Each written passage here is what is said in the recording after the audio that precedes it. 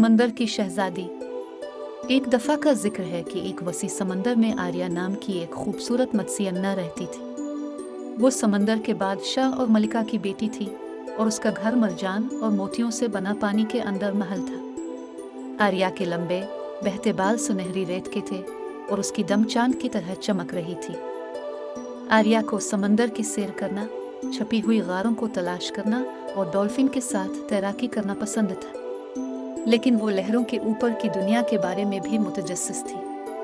वो सूरज को देखने, अपनी उंगलियों के दरमियान रेत को महसूस करने और ज़मीन पर रहने वाली मखलूकात से मिलने की ख्वाहिश रखती थी। एक दिन सतह के करीब तैराकी करते हुए आर्या की मुलाकात एक खूबसूरत शहजादे से हुई जिसका नाम एरिक था। वो एक जहाज़ पर सफ़र कर रहा था और जब वो पानी से बाहर झांक रही थी तो उनकी आंखें मिल गई। आर्या एरिक की मेहरबान मुस्कुराहट और मुहिमजोई के जज्बे से मशहूर हो गई। वो चुपके से मिलने लगे और आर्या ने एरिक को समंदर के अजायबात दिखाए।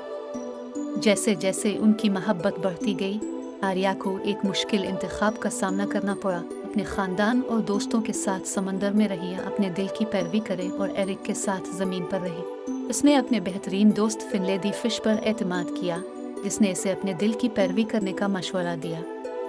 आर्या ने अपना घर छोड़कर इंसान बनने का फैसला किया। एक अक्लमंद बूढ़ी समंदरी चुड़ैल की मदद से उसने अपनी दम टांगों के लिए तिजारत की और साहिल पर कदम रखा। एरिक इसे देखकर बहुत खुश हुआ और उनकी शादी एक खूबसूरत तकरीब में हुई। लेकिन आर्या को जल्द ही एहसास हो गया कि ज़मीन पर रहना इतना आसान नहीं जितना वो सोचती थी। वो अपने ख़ानदान और दोस्तों को याद करती थी और समंदर उसे हर रोज़ पुकारता था। एरिक ने इसकी ख्वाहिश को समझते हुए इनके महल में एक शानदार एक्वेरियम बनाया, जहां आर्या तैराकी कर सकती थी और अपने समुद्री घर के करीब रह सकती थी। आर्या और एरिक ने मिलकर बादशाही पर मेहरबानी और हिकमत के साथ हुकूमत की और उनकी मोहब्बत की कहानी एक अफसानवी बन गई जो आने वाली नस्लों को मुतासिर करती है।